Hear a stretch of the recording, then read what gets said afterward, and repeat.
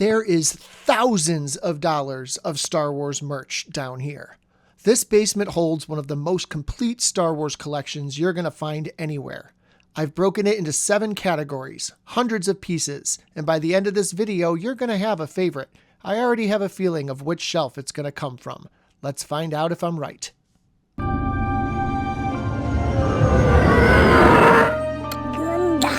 Let's start with the stuff that doesn't fit into a box. These are some of my favorite pieces in the entire collection, and none of them belong to any one specific category. Sometimes the best items in a collection are not the ones you'd expect. They're the random one-offs, the things you just kind of find and feel like you need to have. Like Ewok lunchboxes, or Ewok nesting dolls, or an old Ewok book.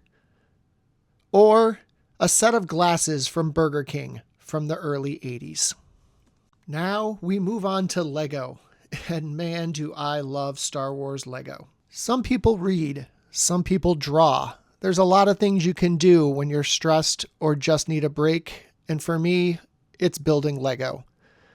I do love all these little sets, including this collection of helmets, but I really love the UCS sets.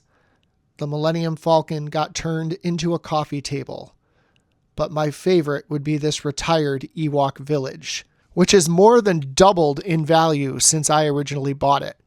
And that's one of the things that this hobby does. It's a display piece and an investment at the same time. If you're looking into something to collect and want something that's going to hold value while also looking incredible, this is where I start. And come on, the detail that Lego puts into these big sets is just something to behold. Look at all the scenes that the Lego Death Star displays. It even has some surprises. Next up, let's talk lightsabers. Every kid who grew up with Star Wars wanted their own lightsaber. The weight, the sound, the hilt detail. This is the category that gets the most reaction from anyone who walks into this room.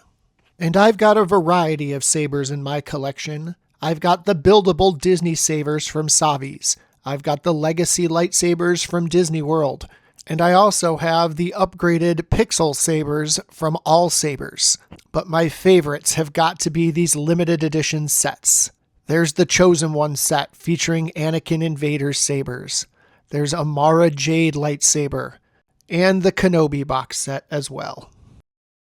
Next up is where collecting Star Wars actually started. No, not with these figures, but with Kenner, who made the first Star Wars action figures back in the late 70s, and original carded pieces from that era are some of the most valuable toys in existence. Vintage Kenner is not just nostalgia, it's the foundation the entire Star Wars collectible industry is built on. I had them all as a kid, until my mother threw out or donated my entire collection. Now as an adult, I'm trying to repiece that entire Kenner collection back together. And it costs more than that now, I'll tell ya.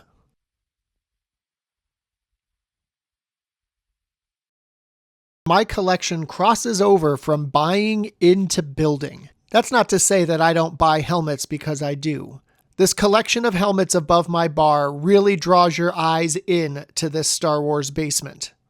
But I enjoy building a prop too, and a good helmet takes real time, real materials, and hours to get screen accurate. I even made a Christmas one. In the modern era, Star Wars leveled up its action figures with the Black Series. Black Series is where modern figure detail has hit its peak. The articulation, the paint applications, the accessories. This line proves Star Wars collecting did not stop in the 80s. It's evolved and become way more detailed. These figures have amazing facial sculpts. The costuming details on the body is just extraordinary, and the paint job is second to none. If you want detail in your figures, the Black Series is the way to go. And speaking of detail, let's talk about Hot Toys. This might be the most valuable category in the room. These are not toys in the traditional sense. They're sculptures. They're museum quality pieces. And retired Hot Toys can run you into the thousands of dollars each. If Star Wars collecting has a top tier, this might be it. This Stormtrooper Hot Toy looks like it came off of the screen from Rebels. The detail in the Scout Trooper, the facial features on these toys are unbelievable. The detail that was put into each one really brings your collection to the next level. And this Darth Vader piece with his shattered helmet, wow. But now I want to throw it over to you, because that's the whole basement. 7 categories, hundreds of pieces, and honestly, depending on the day, my answer changes. But what I want to know, out of everything you just saw, which shelf would you have grabbed from first? Drop your pick in the comments. I read every one and might build the next video around the best comment.